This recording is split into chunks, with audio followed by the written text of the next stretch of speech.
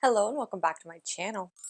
I'm excited today to take you on an ultimate bookish day. It is nearing the end of the month and I have a couple outstanding bookish tasks that I need to get to. I want to be sure I'm giving you a reading update and unfortunately talk about the slump I've found myself in. I also have a book haul from the library and I also snuck another Barnes trip in, so I want to be sure to show you that. And then I am sorely behind in updating my digital reading journal and updating my storygraph. So I've read lots of books since then, and I want to be sure that my records are accurate wherever I'm seeing them.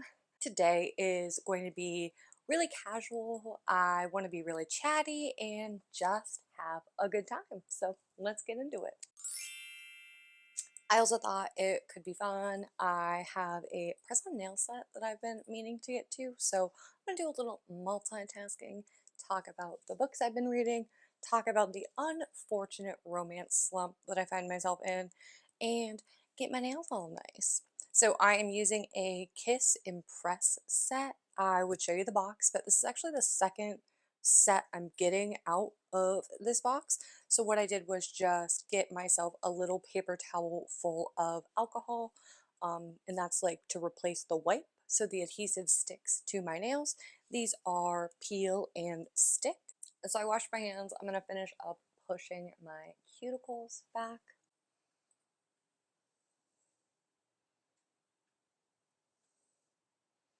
About a month and a half ago, I started my real first romantasy read, and I started the Zodiac Academy.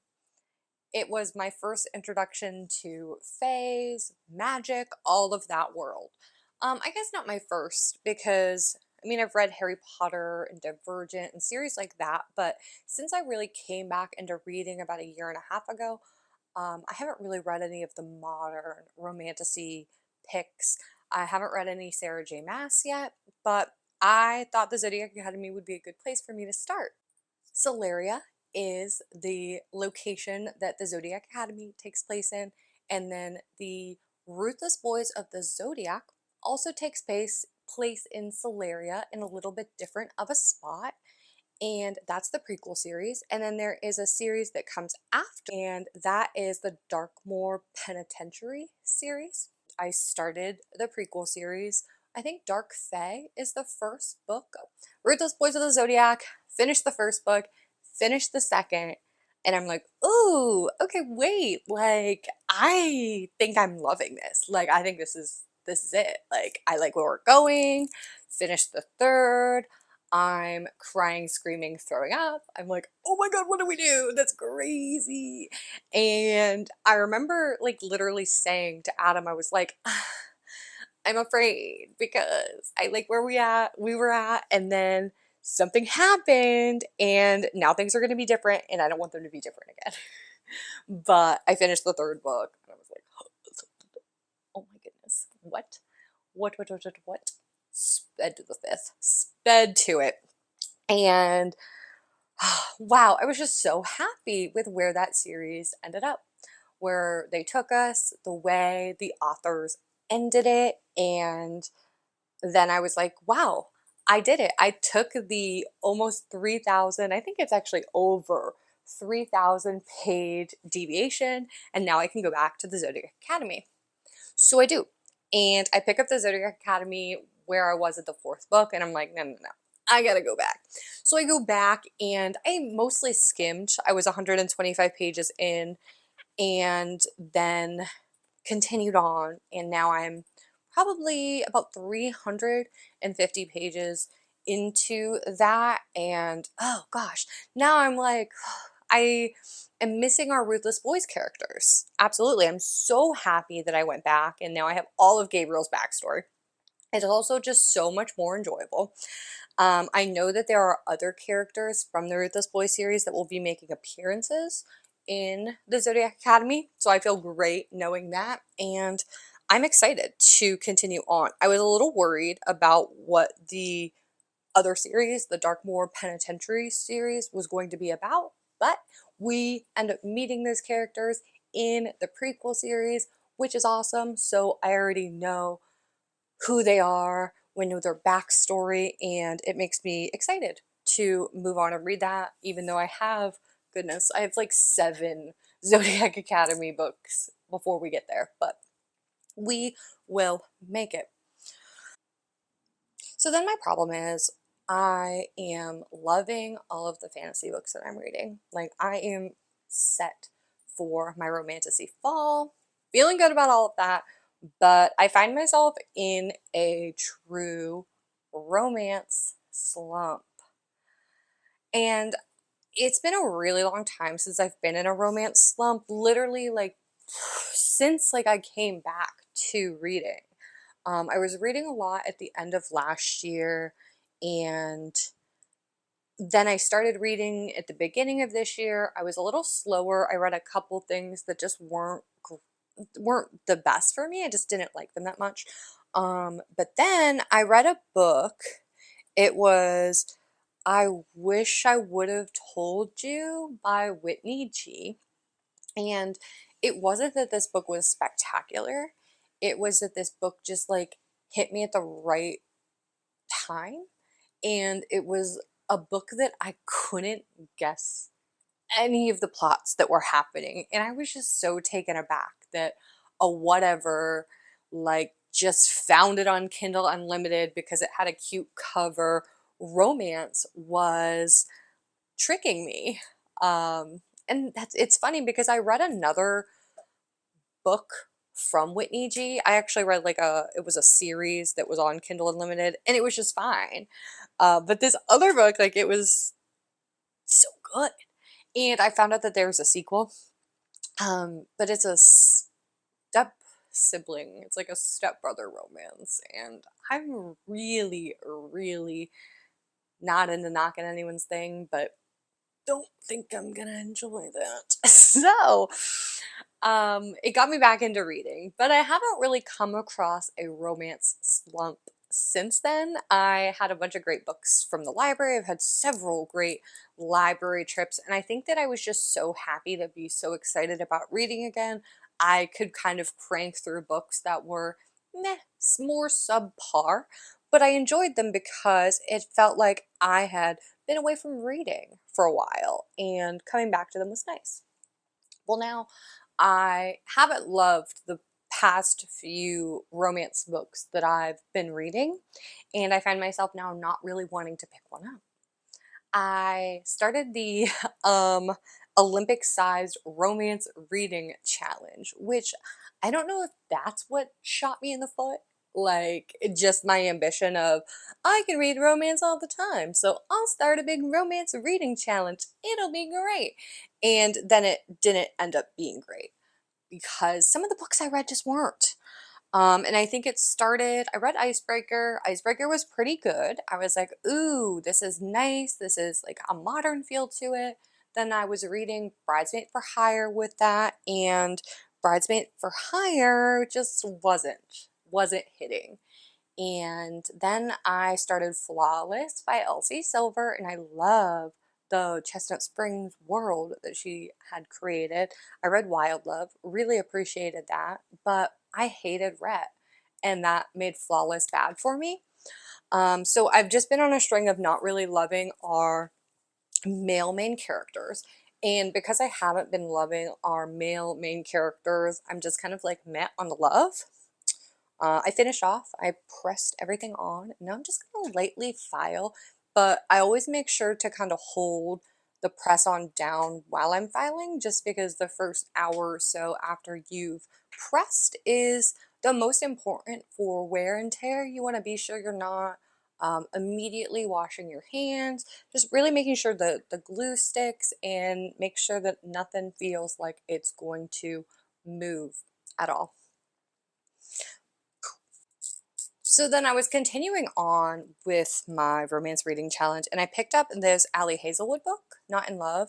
It's my first Allie Hazelwood, and I really like the characters, but I didn't really think about the fact that it's like a workplace romance, and I'm just really not in a spot that I want to be reading any of that. I just And because of that, I haven't picked this book up in 2 weeks.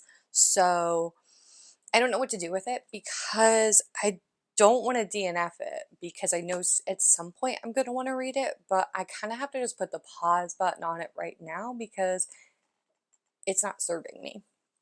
There's yeah, it's literally just the workplace element that's getting to me. And it's not that I don't like our characters, it's not that I don't like her writing, but I do just have to put this one down right now because it's just not working. But with that, I need help because I need to figure out how I'm going to break this romance reading slump. I have so many books, romance books, that I'm ready to read, and I want to get back to them, but I don't want to get stuck again. So the other book that I was going to start, I was supposed to buddy read it. It was Pucking Around by Emily Rath, and my friend Carly, who I was supposed to buddy read it with, read it and said, "Dear God, please do not start pucking around if you're in a romance slump. I don't think it'll help me." So I literally have it downloaded. I think my Goodreads says that I started it. I think I read the first page. So not really.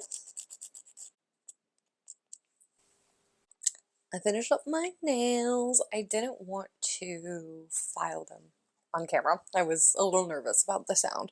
So I did that without you. But now we're ready to keep talking about books and how I'm going to break this romance slump.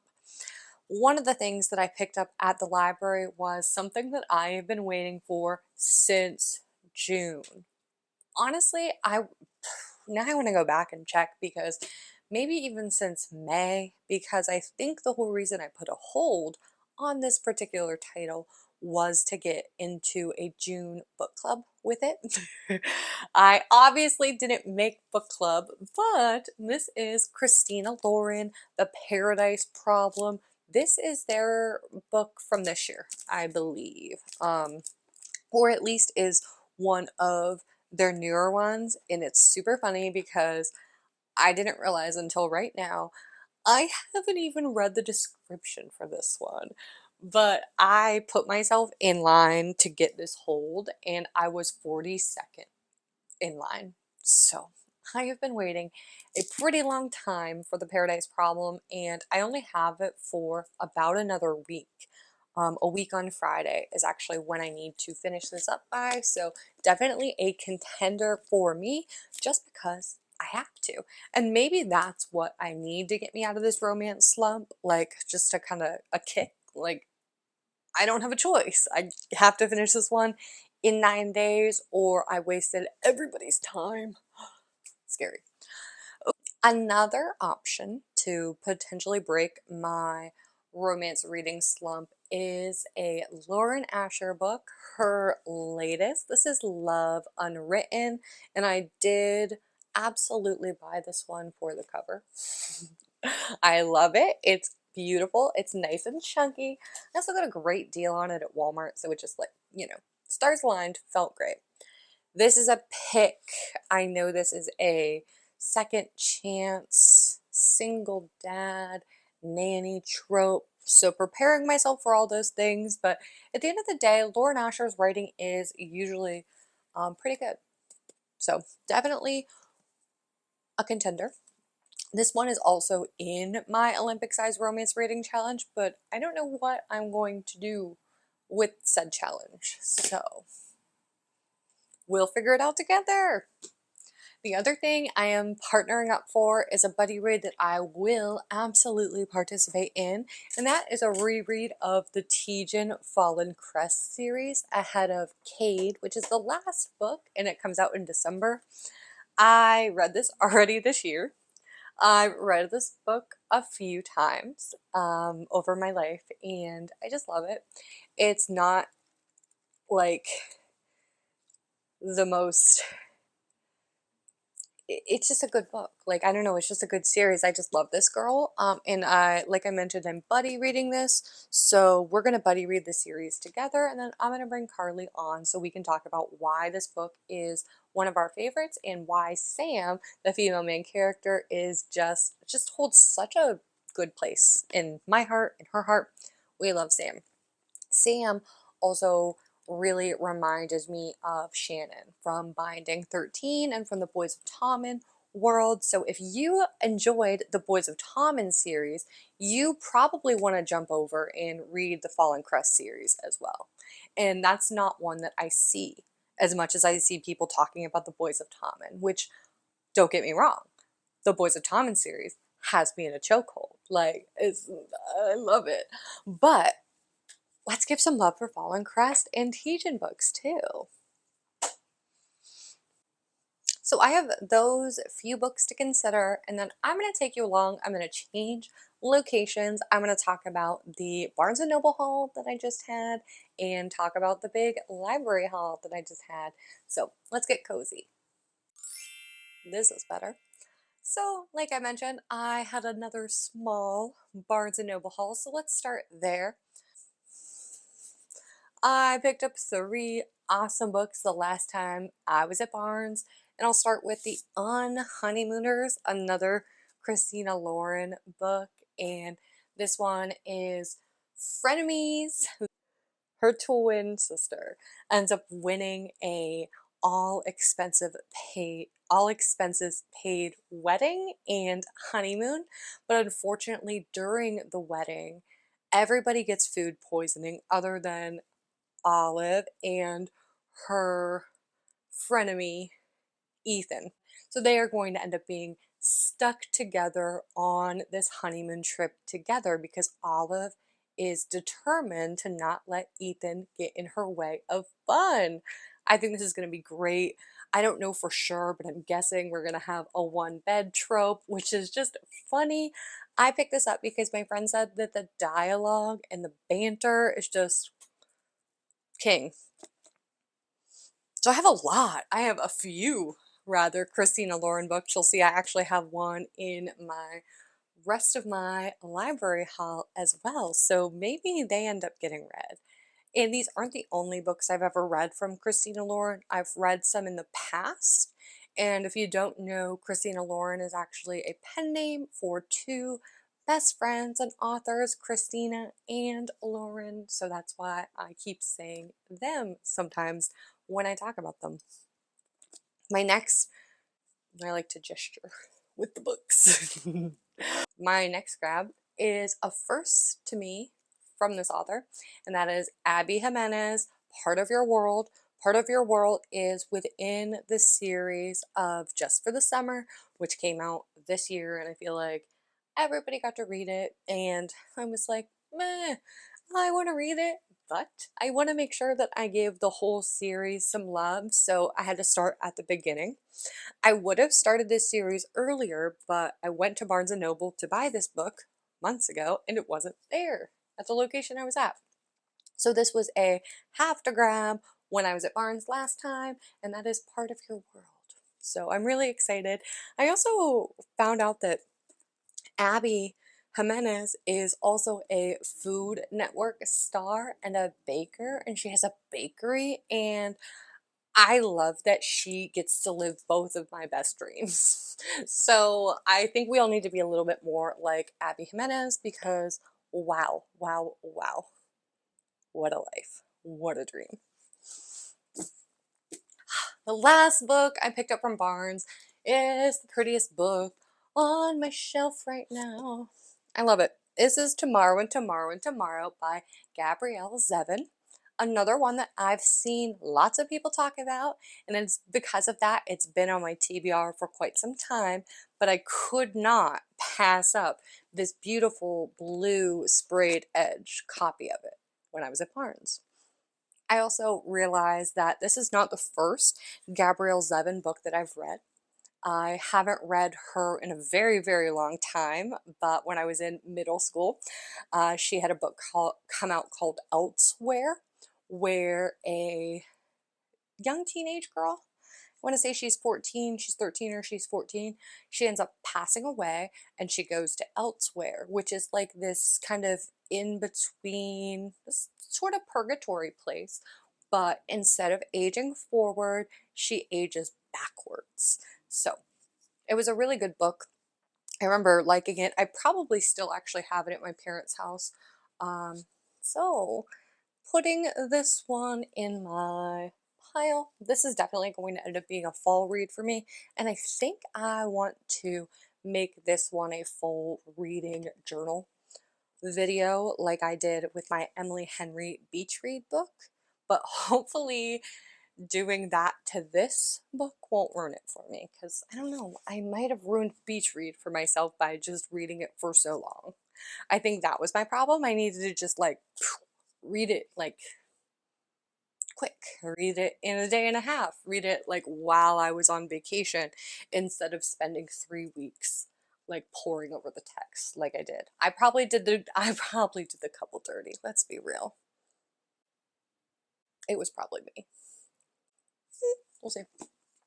So that was my Fantastic Barnes haul. It was just a great trip. It was like a makeup trip for us because we also had to go up and get Raising Cane's, which is a chicken tender place. If you've never had it, it's delectable. It is just so good. There used to be a bunch where we lived, and a few years ago we moved down to Florida and no Raising Cane's. About 6 months ago, they opened one up near Disney, and we're close, but kind of like it's not a great place to drive to. If you're going to go drive down to Disney, you want to be going to Disney, not going to get chicken fingers. So we hadn't visited that location, but the last time we were at Barnes, we saw that they were opening up one near Daytona. And so we had to hit it up. And it's been open for like 3 weeks, but just like still absolutely packed. Like crazy amounts of people, just like the randomest thing. It was also, no, it was a Saturday. I will give them that, but it was like not lunch or dinner time. It was like 2 o'clock. So they're good. Have you ever had them? Are you a chicken tender person? I am very much. Yes, yes, a chicken tender person. It's my thing. Big library haul. It was great. And I've been doing this thing when I go to the library where I really only look at the new releases shelf, and I'm picking great books out of the new releases shelf so I don't look anywhere else. And especially when I don't have that much time to search, I ended up getting 5 books. You saw the one that I had, which was The Paradise Problem by Christina Lauren, and that was my hold. So I have to read that soon. I will probably end up reading that in the next week or so. I mean, I'm gonna have to read it in the next week or so, or I won't get to read it. The other Christina Lauren book I picked up was The True Love Experiment. And yeah, this is another one that I don't know. I like them, so we shall try. I'm guessing it's going to be a love story. Okay, so yeah, no, I did read the little top blurb. Sparks fly when a romance novelist and a documentary filmmaker join forces to craft the perfect Hollywood love story, but only if they can keep the chemistry between them from taking the whole thing off script. Cute, fun, should be all of the things that make a romance bingeable, happy, enjoyable for me. Here's to hoping. The next one I picked up, I am actually probably going to read out of this stack first. This is a book called The Villain Edit by Laurie DeVore. I've never read her before. I don't know if this might be her debut novel. Like, sorry, I didn't do any research. I'm just excited. This is also a romance novelist, but she goes on a reality dating show similar to The Bachelor, and she thinks she's doing really well. What she doesn't realize is that one of the producers of this show is actually somebody that she had a one-night stand with, and now he is giving her the villain edit. As somebody who loves reality TV, loves really all television, I love to critically think and talk about television. It's, yeah, weird. But as someone that's like that, I think this book is really going to speak to me. I also really liked the show Unreal, which was about a bachelor type show. It was about like the production crew and all of the things that go into making a show like that come across as authentic or as a reality, and the things that they do behind the scenes that make it seem like something else is happening. So I think this one will be just like that. And I cracked it open and was one of the new releases. It was jacketed and then cellophane wrapped, like you know how protective wrapped books come from the library. Well, this one is upside down. So it'll be fun to read. Upside down. Just a weird one, and I can't fix it either because I absolutely would, and I don't, like, I don't know, maybe I will tell them when I go back to the library. I did see somebody else has checked this out. It all depends on what happens in my next trip, but I will keep you posted. The next book I grabbed, again, was just grabbing from the new releases shelf. I can't even see the name of this author. This is called The Burnout by Sophie Kinsella. The Burnout. And then it says under here, she can do anything, dot, dot, dot, just not everything. And as somebody that is working through a bout of the burnout, I'm excited to read about it from what's hopefully a humorous standpoint. I'm also probably hopefully a little bit farther out than our female main character is. So I'm just looking forward to hearing her experience, seeing if it's something that I can personally relate to, and trying out another new author. The last new author and new book that I grabbed from the shelf is called Yellowface by R.F. Khan.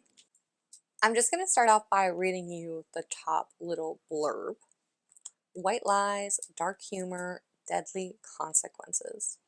Best-selling sensation Juniper Song is not who she says she is. She didn't write the book she claims she wrote, and she is most certainly not Asian American. This one is about June, who is our main character, and who she is friends and fellow authors with Athena. She ends up witnessing Athena's death, and she has Athena's manuscript, and she decides to take it on herself and pretend that she wrote it. And this manuscript is about unsung contributions of Chinese laborers during World War I. And June is going to try to take on this book. Well, she's not had successful books herself come out, and I think it's going to be a nice mystery. I also think there's moral elements that are going to be really riveting in this one as well, and then obvious racial tensions and elements in this one. So I'm excited to just take a little dive away from light fluffy romance into a thriller that isn't scary, if that makes sense. I don't like things that are terrifying to me, but I do like things that are mysterious and things that make me critically think. And I think Yellowface is the book that's going to make me do that. Now I'm going to take you along with me while I finish up editing my reading count, my dates, and everything that's in storygraph, because it is just out of date right now. But before I do that, I did want to talk about my July reads, because I realized I filmed a what did I read in July reading video and never posted it because I hated it. So let's talk a little bit about what I read in July. On Storygraph, it is showing me as reading books and 3,999 pages, which is actually just hilarious. I actually read 10 books because I reread Fallen Crest High by Tejan, but Storygraph doesn't count rereads. So in there, I read 8 romance books, 4 that were marked as contemporary, 3 fantasy, 1 LGBTQIA, plus 1 young adult, 1 mystery, and 1 literary read. 100% fiction books, which makes sense. I read pretty long books. Over 22% of my books were over 500 pages, where a majority of my books, 78%, were between 300 and 499. So those are not small books. Those are some good ones. I read 44% fast pace and 56% medium pace. And on average, it was taking me about 6 days to finish a book. And that is being a person that reads multiple books at the same time, which if you guys have been around know that I love to do. One day, wow, yeah. I don't know if my page counts are correct because I don't update Storygraph enough. One day I would love them to be, but it says on the 11th I read 823 pages. I'm wondering if that was around, yes, that probably was my July 24-hour reading challenge, which I'm working on getting edited and up for you all. And that would make sense that I had such a large reading day during that time. I'm going to set you up and then I'm going to finish. I'm just like importing things. I have to look at my Goodreads and then pop them over to my Storygraph. Let's do it. Okay, so what I do is I have my Goodreads up because I make sure I update Goodreads all the time. I have the Goodreads app. I don't know if Storygraph has an app, and maybe I need to download it so my details are more updated. But I just have my general reading list up. I went in and I put the 3 books of the Zodiac Academy in, as well as Bridesmaids for Hire. So next up is Icebreaker. I finished that one on August 1st. And the reason I want to make sure I'm updating the dates is because I do want those reading stats to be the most accurate that they can be for me. So now I go back. Next up is Dark Fae.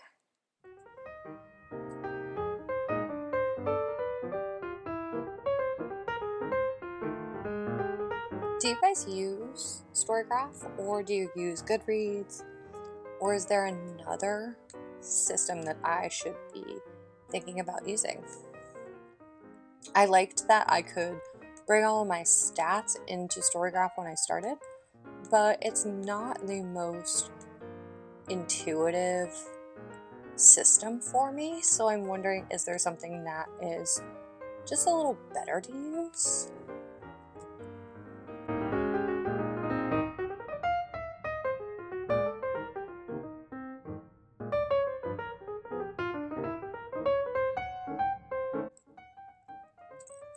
And then we had Flawless in there.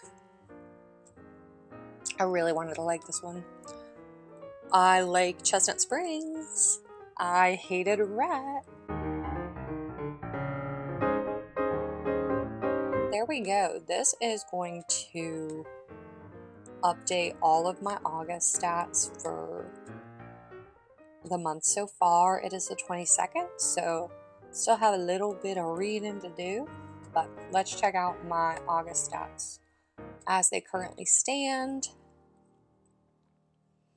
Right now I'm at 7 books, 3,966 pages, which means I'm definitely going to beat what I read page amount wise in July, which is great.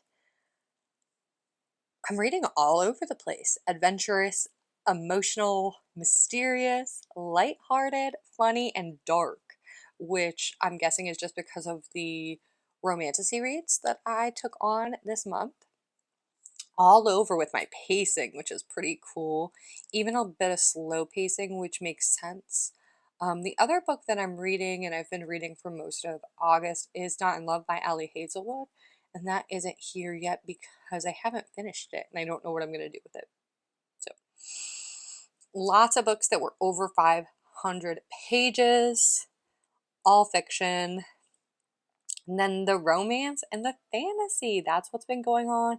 And I had some sports reads and two contemporary. That makes sense. Both of these being sport. I didn't think about this one as bull riding as being a sport, but yeah, that tracks. That tracks. It's showing all my books as digital, and I have to look because they all actually might be. No. Bridesmaids for Hire was a physical read for me. These are all over the place, and that'll be okay. But yeah, so thank you for helping me update my storygraph, and then I will just finish off by talking about the fact that I did complete my 2024 reading challenge, which was awesome. I actually surpassed my doubling goal, which was 50. I'm at 51 books so far, and so now my goal is to see if I can triple my original reading goal, which was 25 books for the year. Let's see if I can finish out strong with 75. I don't know. I don't want to say I'll get there because it is actually kind of a challenge, but I think I'm going to reach it. Let's see. Thanks so much for hanging out with me today. Are any of these things on your bookish to-do list? Maybe complete them. I sure had a blast today. There's a couple more things I want to do, but I'm going to save them and be sure to take you along when I complete them. Thank you for hanging out. If you like cozy content, book challenges, then my channel is definitely the place that you're going to want to hang out, and I can't wait to see you there. Have a great day.